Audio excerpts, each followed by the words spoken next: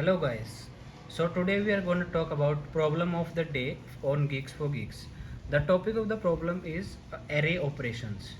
So the problem says you are given an array of an integer.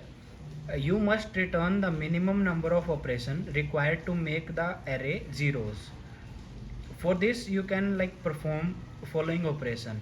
Choose a subarray of non-zero elements and replace them with zero elements, and you cannot replace the element with 0 if there is no 0 in the array. So that means if there is not a single 0 in the array, then it is not possible to convert the array into zeros array. So let's see how we can proceed with the problem. So suppose we have this example, say 1 2 0 3 4 0 5. So in this array, we need to convert the array into zeros. We can select any length of sub array and we can convert it into sub array with one operation, and the output that we need to return is the sum of all the number of operations that we perform. So if we look at the array, first condition is there should be a 0 in the array. So there is a 0, that means this array can be converted to array of zeros. So now if we select a we the second condition was we need to pick array of non-zero element. So we need to pick the array. If we start from the first element, we can pick up to second element only. If we consider the third element, then there would be a zero element, and that's not the valid case here. And for the remaining array, we need to we can pick the element from 3 to 4, and for the last part the 5.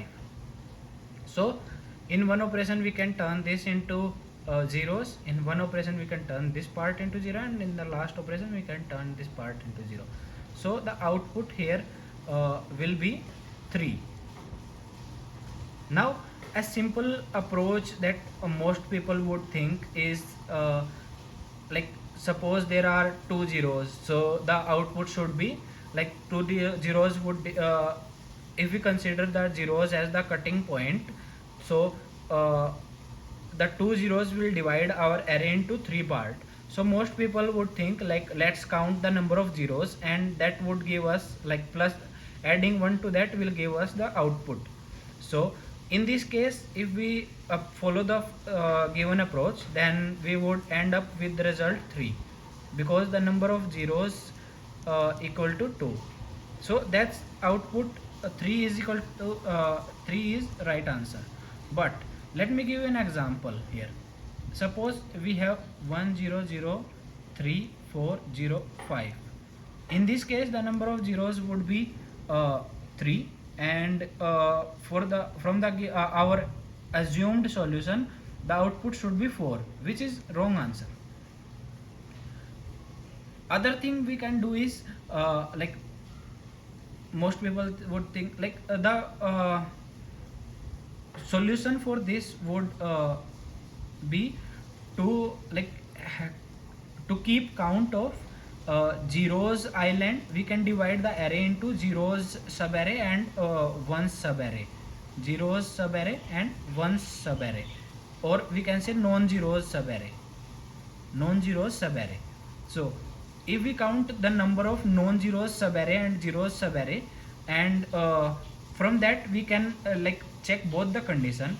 From the non-zeros subarray, we will know that there is a valid 0 element in the array, valid 0 element in the array. And from the ones subarray, we'll know how many operations we need to perform, right? So in this, if we start from the first element, we find a non-zero element, so we'll keep going and count this whole sub array as a non-zero element, single non-zero element. Then we at any point we find a 0, so we'll count all the zeros as one zeros element sub array. And similarly, so this would be a non-zeros subarray, this would be a zeros subarray. Similarly, it would be a non-zero subarray and it would be a zeros subarray. and this would be a non-zero subarray. So here total non-zero subarray would be 3 and zeros subarray would be 2. So firstly we need to add a condition, like if zeros subarray like is greater than 0, then only we can proceed to the solution, else we would return -1, like that it's not possible to convert the array into zero subarray. And our output would be like if we have zeros subarray in the array, so our output would be equal to the non-zeros subarray that we have here. So let's have a look at the solution of the problem here. So here is the solution of the problem. You can see, like we have taken a count of zeros subarrays, how many are there, and then ones subarray, how many, like non-zeros subarray. I have represented it with count 1, and like we are iterating on our array. If we find any zero element, then we would increment our count of zeros subarray and like traverse all the consecutive zeros, considering it a single zero subarray.